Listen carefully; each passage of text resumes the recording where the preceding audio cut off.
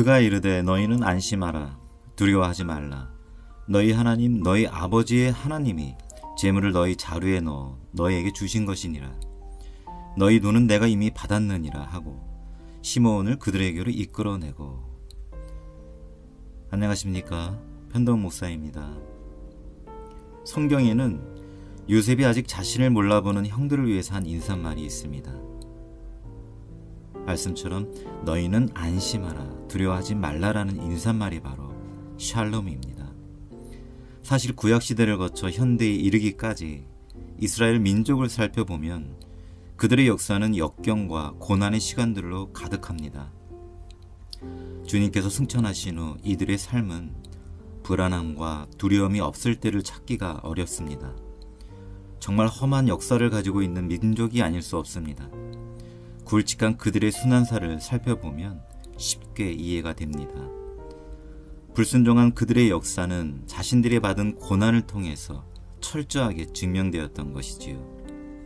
BC 722년 아시리아 제국으로 인해 북이스라엘이 멸망하였으며 그 BC 586년에는 바벨론에 의해 남유다마저 멸망하고 말았습니다. 남유다의 멸망의 모습을 엿볼 수 있는 말씀을 보겠습니다. 그들이 시드기야의 아들들을 그의 눈앞에서 죽이고 시드기야의 두 눈을 빼고 놋사슬로 그를 결박하여 바벨론으로 끌고 갔더라. 열왕기하 25장 7절 말씀입니다. 한 나라의 왕이 이 같은 처절한 능욕을 당했으니 나머지 백성들은 어떠했겠습니까?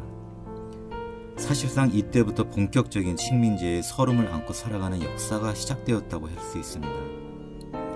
이스라엘은 바벨론, 페르시아, 그리스, 로마에 이르기까지 세계를 지배하던 제국으로 인해서 많은 피를 흘리며 살아가야 했습니다. 그들에게 오신 주 예수님을 거부하고 십자가에 못 박은 이스라엘은 주님께서 부활하신 후 또다시 완전한 패망과 설욕을 감당해야 했습니다. AD 70년 로마의 장군의 티투스에 의해서 그들의 삶의 원천인 성전이 파괴되었으며 많은 유대인들이 칼날에 쓰러졌습니다.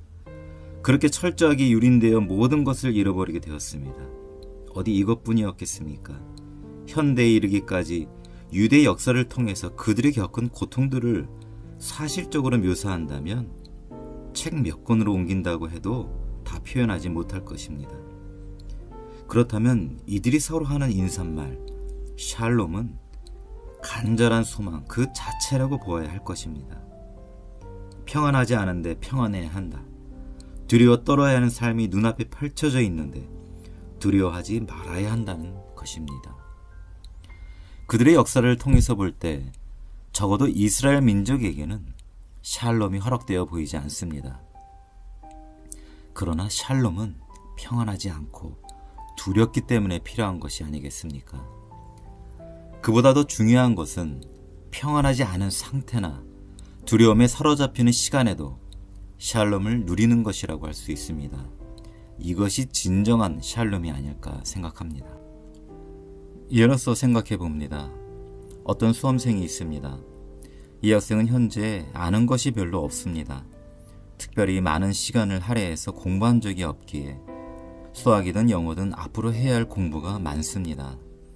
그러나 그는 나는 합격할 수 있다는 희망과 자신감을 가지고 열심히 노력하고 있다면 이 학생은 미래의 합격자입니다. 이 학생은 현재는 불합격자일지 모르지만 현실을 싸워 이긴다면 분명 합격자가 될 것이기 때문입니다. 이처럼 당장 눈앞의 삶은 불안정하고 두렵지만 주님을 바라보며 그분 안에 거한다면 샬롬을 누리고 있는 것이라고 할 수 있습니다. 말씀을 보겠습니다. 보라, 너희가 다 각각 제 곳으로 흩어지고 나를 혼자 둘 때가 오나니 벌써 왔도다. 그러나 내가 혼자 있는 것이 아니라 아버지께서 나와 함께 계시느니라. 이것을 너희에게 이르는 것은 너희로 내 안에서 평안을 누리게 하려 함이라. 세상에서는 너희가 환난을 당하나 담대하라. 내가 세상을 이기었노라. 요한복음 16장 32절에서 33절 말씀입니다. 샬롬은 주 예수님이 나의 주님이 되시는 그 믿음 안에서 가능해집니다. 적어도 우리가 사는 이 세상에서의 샬롬은 역설적입니다. 구약으로 가봅니다. 사울 왕이 다스리던 때에 블레셋 사람들이 쳐들어왔습니다.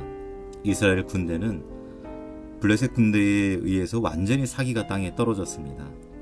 골리앗은 그야말로 두려움의 대상이었지요. 누가 하나 나서서 대적할 용기가 없었습니다. 그도 그럴 것이 나가서 패하면 자신의 죽음은 물론이고 전쟁에 질 수 있는 상황이었기 때문입니다.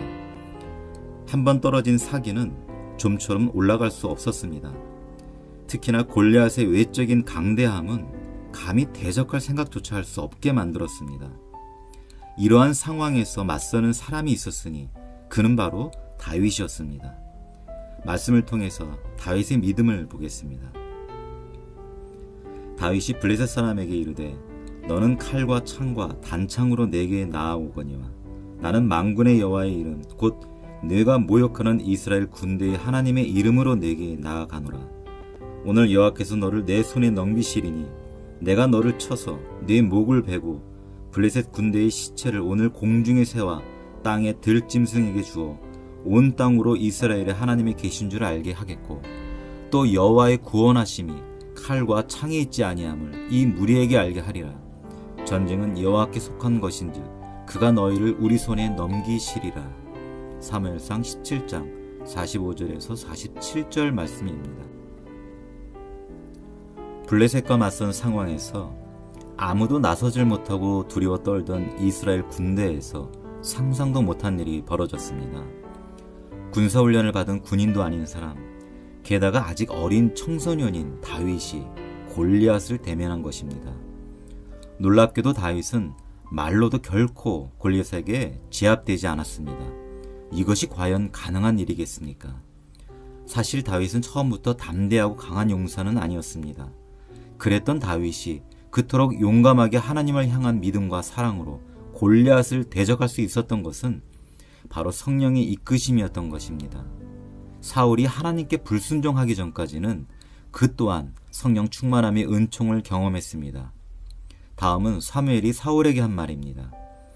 네게는 여호와의 영이 크게 임하리니 너도 그들과 함께 예언을 하고 변하여 새 사람이 되리라.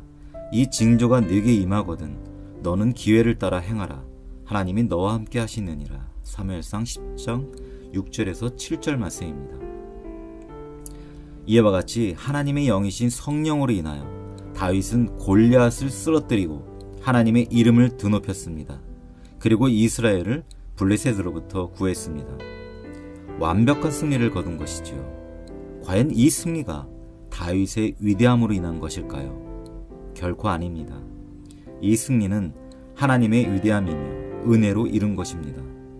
하나님을 온전히 신뢰하는 다윗에게는 그분이 허락하신 샬롬을 경험하게 되었던 것입니다. 만일 다윗에게 하나님의 존재에 대한 신뢰 없이 그 자리에 서 있었다면 그는 두려운 마음에 온몸이 떨고 있었을 것입니다. 과연 골리앗의 이마에 명중할 수 있었겠습니까? 다윗은 두렵고 떨리는 순간에 평전심과 용맹함을 가질 수 있었습니다. 샬롬은 인간이 인위적으로 소유하게 되는 차원의 것이 아닙니다. 그것은 하나님께서 그분의 자녀에게 주시는 은혜, 온전한 믿음을 소유한 사람에게 주시는 선물이며 강한 무기이기도 합니다. 현 시대를 살아가는 여러분은 어떠한지요? 여러분에게도 두렵고 감히 도전하지 못할 골리앗이 있습니까? 있다면 두려워하지 마십시오. 우리가 삶 속에서 승리하기 위해서는 샬롬을 누리고 있어야 합니다. 믿음을 가지고 샬롬을 구하십시오. 어떠한 상황에 있어도 흔들리지 않고 오직 하나님을 신뢰하며 나아갈 것입니다. 우리는 반드시 승리합니다. 주님의 은혜와 사랑 안에서 샬롬을 누리며 살아가는 저와 여러분 되시길 기도하며 축복합니다. 감사합니다.